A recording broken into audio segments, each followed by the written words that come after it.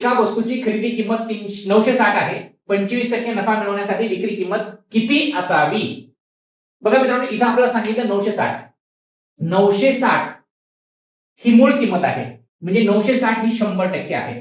आलं लक्षात? 960 ही 100% आहे. आपल्याला काय करायचं माहितीये का? याच्यावर 25% मिळवायचे. या 100% वर 25% मिळवायचे.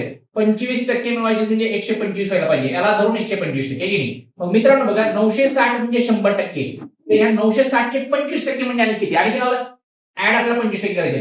25% अगोदर आपल्याला काढून घ्यावं लागतील. 960 चे 25% आपल्याला काढून घ्यावं लागतं अगोदर. 960 चे 25%. बघा, 960 चे 25% आपण काय करणार? 25% काढून घेणार. म्हणजेच 960 ला 25% गुणाकारात असतात. ते गुणाकारात घेऊन घेतलंय.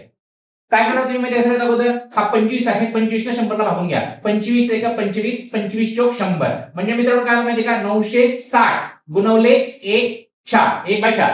आता काय करणार माहिती का? इथं राहिले 960 गुणवले 1 म्हणजे 960 राहिले. या 960 ला भागवले 4. 4 ने भागून घ्या. 4 1 4 4 दुनी 8.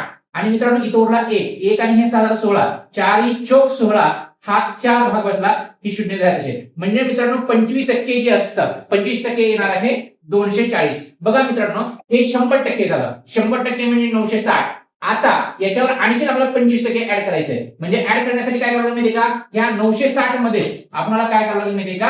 हे 240 ऍड करावं लागतील. 240 आपण ऍड केले. काय होईल माहितीये का? हा 0 0, 6 4 10 0 0 6 झाला 1, 9 1 10 10 2 12. मित्रांनो बघा, आपणाला जर ही वस्तू 25% नफ्याने विकायची असेल तर त्याची विक्री किंमत किती ठेवावी लागेल? आपल्याला 1200 रुपये ठेवावी लागेल. बघा मित्रांनो, 1200 इथं पुढे आहे का? तर बघा ऑप्शन क्रमांक क